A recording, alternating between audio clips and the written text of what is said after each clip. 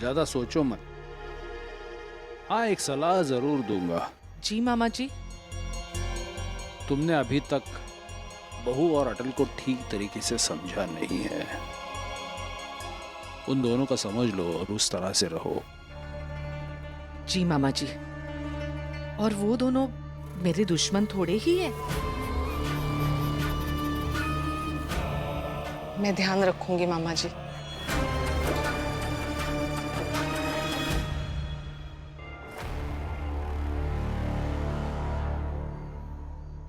कृष्णा बहू,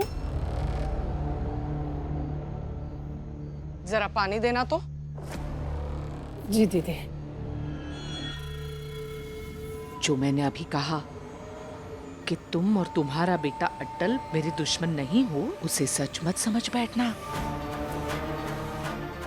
मैंने झूठ कहा था। तुम और अटल मेरे दुश्मन ही हो।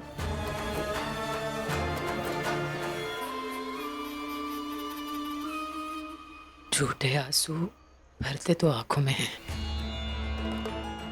लेकिन वो कुछ बूंद आंसू पूरा व्यक्तित्व खराब कर देते हैं दीदी।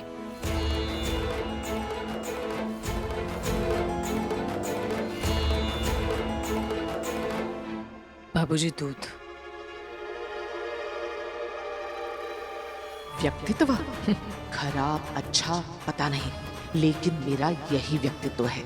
लोग मानते हैं मेरे इस व्यक्तित्व को और जानते भी है इसी व्यक्तित्व की वजह से। और चाहे जो हो जाए मैं छोड़ूंगी नहीं, न तुम्हें और ना ही अटल को। ना पीछा छोड़ूंगी और ना कहीं का छोड़ूंगी।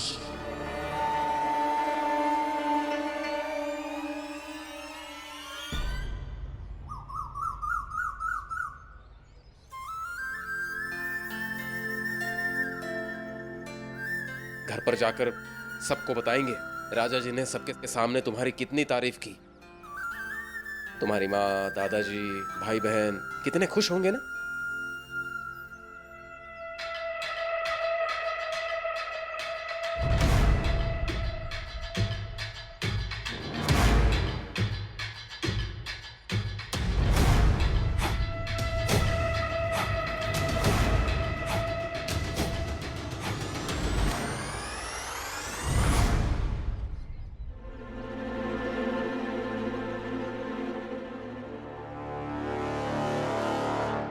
त्रिपाठी साहब, इतना तनाव मत लीजिए।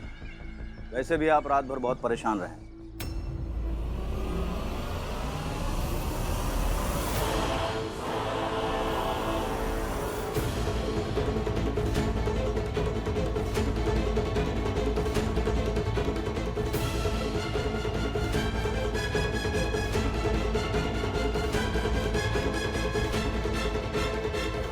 और अटल,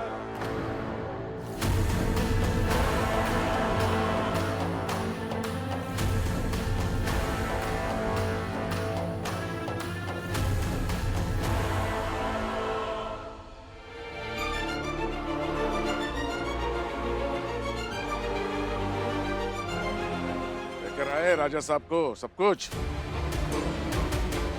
पूरी शिकायत कर दी? अब तुम्हें क्या लगता है राजा साहब के सिपाही आएंगे, मुझे गिरफ्तार करके लेके जाएंगे, यही ना? मैं डरता नहीं हूं, मुझे कुछ नहीं होगा। दर्शन त्रिपाठी जी, आप रात भर नहीं सोए, ये क्या कम हुआ आपके साथ?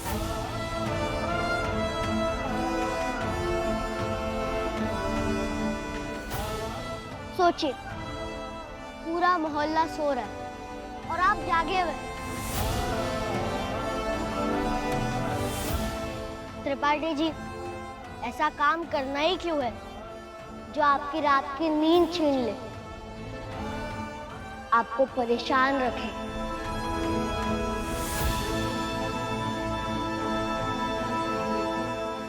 बताइए, ऐसा काम क्यों करना है? घुमा फिरा कर ज्ञान मत बांटो अटल। बताओ क्या क्या शिकायत की? क्या बताया? तुम्हारे साथ क्या क्या हुआ? त्रिपाठी जी, शिकायतें करना नहीं सिखाया हमने हमारे बच्चों को। और अटल तो पूरी तरह से जानता है, शिकायतें करते रहने से हल नहीं निकाला जा सकता।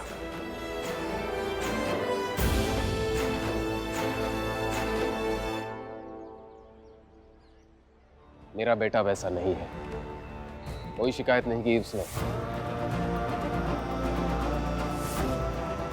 मेरा बेटा अटल बिहारी वाजपेयी शिकायतें करने वाला नहीं, हल ढूंढने वाला बनेगा।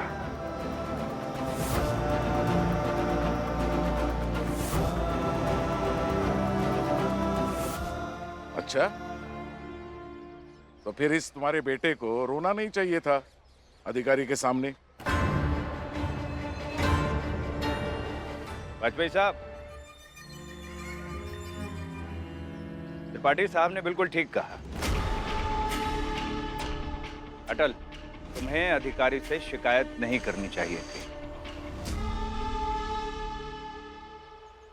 शिकायत नहीं की, आत्मरक्षा थी।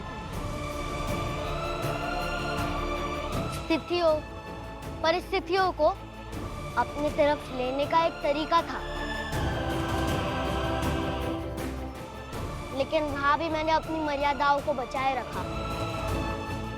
उनसे नहीं कहा कि ये सब आप करवा रहे हैं।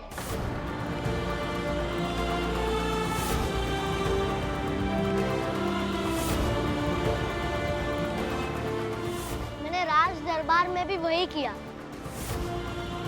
उनसे प्रसन्न व्यक्ति की तरह मिला। इसलिए आप भी प्रसन्न हो जाइए और तनाव मत लीजिए।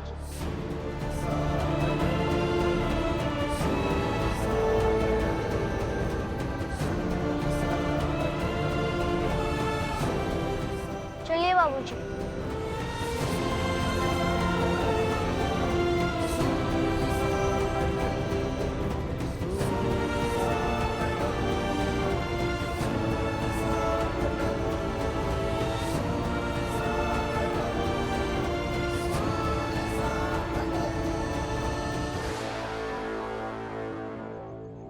ये क्या माजरा है? पता नहीं, रात भर ऐसे बैठे रहे त्रिपाठी साहब। हाथ धोकर अटल के पीछे पड़ गए ये लोग। हाँ, धोखे तो पड़ेंगे ही, और कर भी क्या सकते हैं ये, बस षड्यंत्र रचते रहेंगे हैं। औधा देखिए और हरकतें देखकर तो लगता नहीं औदा बड़ा होना चाहिए इनका है।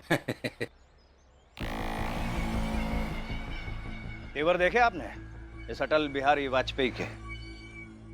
समझने को हम भी खुद को राजा साहब समझ सकते हैं, लेकिन इससे हम मूर्ख कहलाएंगे, और मौका छोड़ देना अपने आप ही बड़ी मूर्खता है। हमें ठिकाने लगाने का मौका छोड़कर सोचो इस लड़के ने कितनी मूर्खता दिखाई है। इतने आदर्श, इतनी मर्यादाओं के साथ ये वाजपेयी परिवार जीता कैसे? खास तौर से अटल, घुटन नहीं होती इन लोगों को? पता नहीं कैसे जी लेता है। ये लोग इतने किताबी है कि इनके बारे में ज्यादातर हम सोच ले, सुन ले तो उबन सी होती है।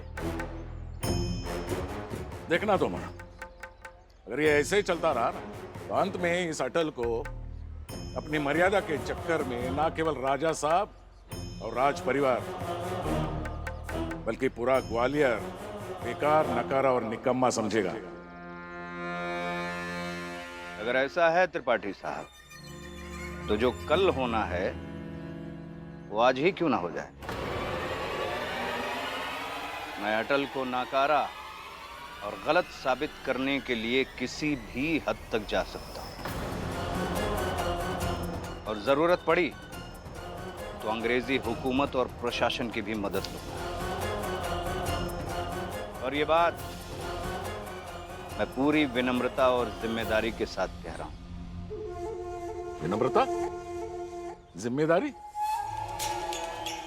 कौन सी भाषा बोल रहे हो तोमर? दुश्मन का ज्यादा असर हो रहा है तुम पर? अरे नहीं त्रिपाठी साहब, कानून में रहते रहते कभी कभी ऐसी भाषा काम आती है। तुम बस काम करो, जिम्मेदारी उठाओ। अटल को ठिकाने लगाने की जिम्मेदारी उठा लो। क्या कहकर गए थे कृष्ण बिहारी वाजपेयी? हल ढूंढने वाला बनेगा। ऐसा कुछ करते हैं कि अटल जो भी करेगा उसके रास्ते में कांटे ही कांटे बिछे हो। इतने सारे कांटे बिछा दो उसके आगे बढ़ने की हर कोशिश नाकामयाब हो जाए। बार बार हारे हो, और बार बार हारने से इंसान टूट जाता है। बिल्कुल सही कहा आपने त्रिपाठी साहब। ये सब गलत है।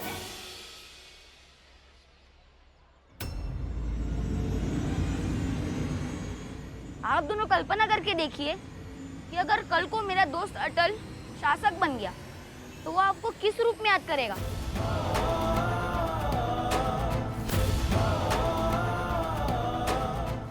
कि अटल के मोहल्ले में लोग रहते थे, वो 7 साल के अटल के रास्ते में कांटे बिछाते थे। बात तो तुम सही कह रहे हो अटल के दोस्त, लेकिन पूरी जिंदगी में अटल 2 वक्त की रोटी कमाएगा तो भी बहुत है। शासक क्या बनेगा? अगर कोई 4 किताबें पढ़ ले और आसमान छू ले तो हमें तो आसमान पर बैठे होना चाहिए था। भविष्य किसने देखा है? जो मेहनत करता है वो हवा की दिशा उलट देता है।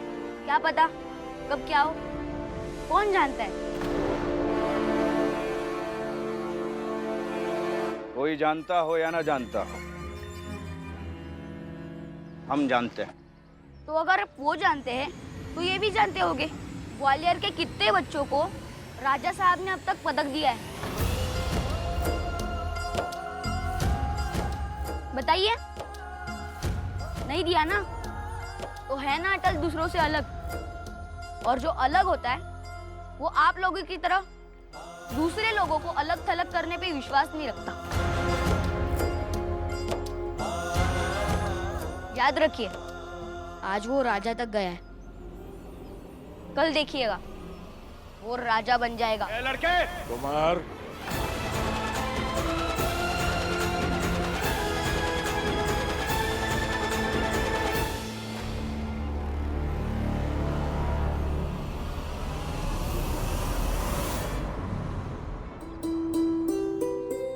ये लीजिए। हाँ, अब तो बताइए क्या हुआ वहाँ? बताया तो सही। महाराज जी ने खूब तारीफ की अटल की। आप भी ना तारीफ की, बस इतना ही बता रहे। देखिए ना बाबूजी, बाबूजी सब कुछ बताइए, हमें सब कुछ जानना है। हाँ बाबूजी, हमें सब कुछ जानना है। हाँ हाँ ठीक है, बैठो बैठो, बताता हूँ। तुम बैठो वहां जाके। बैठ जाओ, बता रहा हूँ, सबको बता रहा हूँ। सुनो, हुआ ऐसे, हम वहां गए तब जो भी दरबारी मौजूद थे सब लोगों ने अटल का स्वागत किया। फिर महाराज जी आए, अटल से बातचीत की। उन्होंने अटल से कहा कि अटल बेटा, तुम छोटे हो लेकिन फिर भी इतने बड़े बड़े काम कर जाते हो।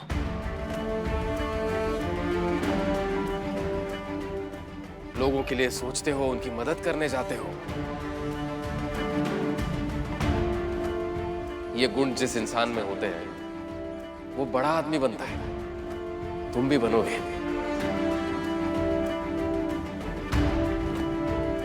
ये सब देख के मैं बहुत खुश था। फिर उन्होंने कहा कि ऐसे ही आगे बढ़ते रहो, लड़ते रहो, लोगों की मदद करते रहो, उनके लिए सोचते रहो। फिर उन्होंने कहा कि इस रास्ते पर तुम चलते रहोगे तो अड़चनें बहुत आएंगी।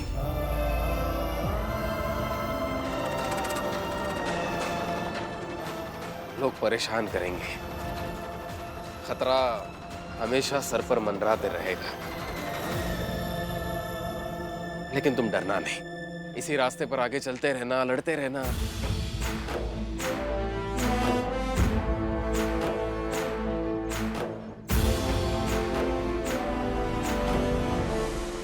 महाराज जी ने अटल को अपने पास बुलाया। महाराज जी ने अटल को पास बुलाया?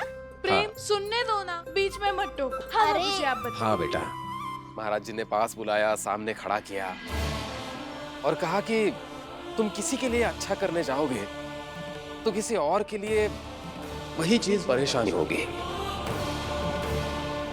किसी का नुकसान भी होगा और फिर वो लोग तुम्हारे पीछे पड़ जाएंगे, तुम्हें परेशान करेंगे, धमकी देंगे, बहलाने की भी कोशिश करेंगे,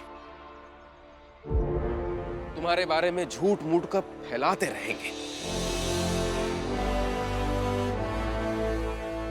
लेकिन फिर महाराज जी ने अटल के सर पर हाथ रखा और कहा कि बेटा डट के खड़े रहना, ये सब लोग करेंगे फिर भी तुम हमेशा सत्य का साथ देना।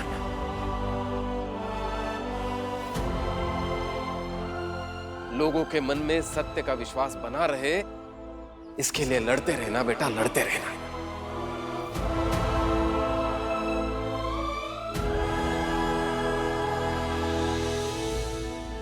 लड़ते रहना, ऐसा कहा उन्होंने? हाँ। इतनी बात है कि महाराज जी ने अटल से? हाँ हाँ, इसे अपनी सेना में ही भर्ती कर लेते राजा साहब, फिर लड़ते रहता ये नहीं?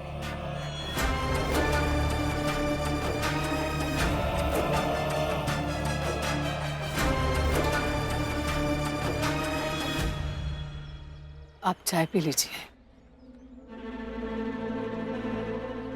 बुआ जी, लड़ाई सिर्फ सैनिक बनकर नहीं होती है।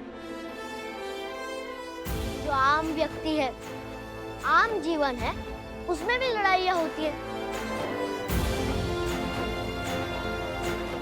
और लड़ाई दूसरों के लिए लड़ी जा सकती है।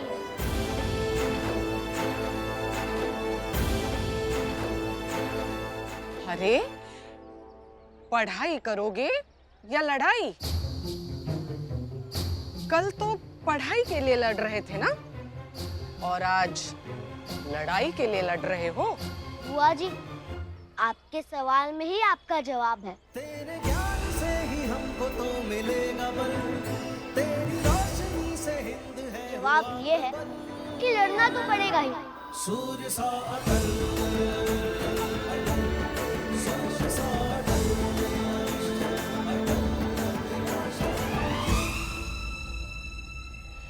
लो, अब यही देखना बाकी था। और वैसे भी अटल, तुम क्या कम लड़ते हो जो महाराज तुम्हें और लड़ना सिखा रहे थे? हाँ भाभी, लड़ता हूँ, इसलिए तो महाराज जी ने सिखाया।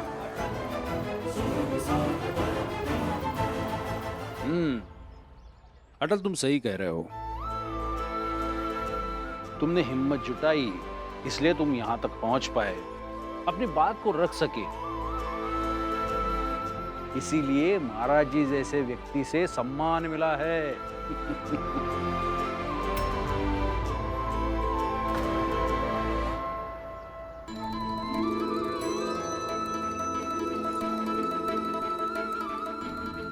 सुना ना दादाजी ने क्या कहा? हम सबको बहुत गर्व है तुम पर।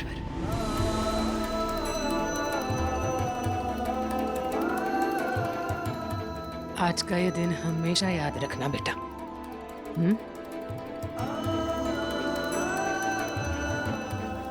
अब चलो, तैयार होना है, स्कूल जाना होगा ना।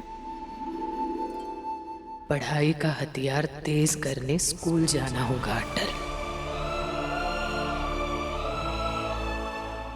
देखो, लड़ाई के लिए जीवन भर पढ़ाई का हथियार हाथ में रखना पड़ता है। पढ़ाई का हथियार हाथ में होना जरूरी है।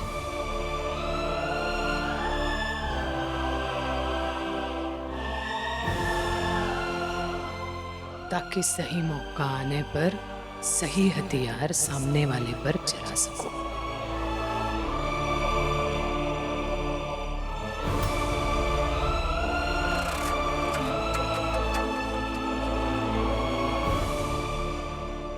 है ना बाबूजी? समझे ना? जी माँ, समझ गया। जाओ तैयार हो जा। चलिए भैया। जाओ। अच्छी अच्छी बातें बहुत हो गई, दफ्तर के लिए मुझे देरी हो रही है।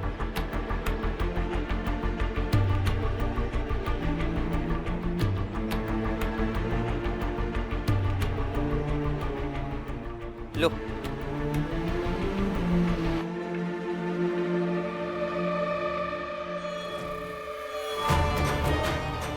बहुत योद्धा बनते हो ना।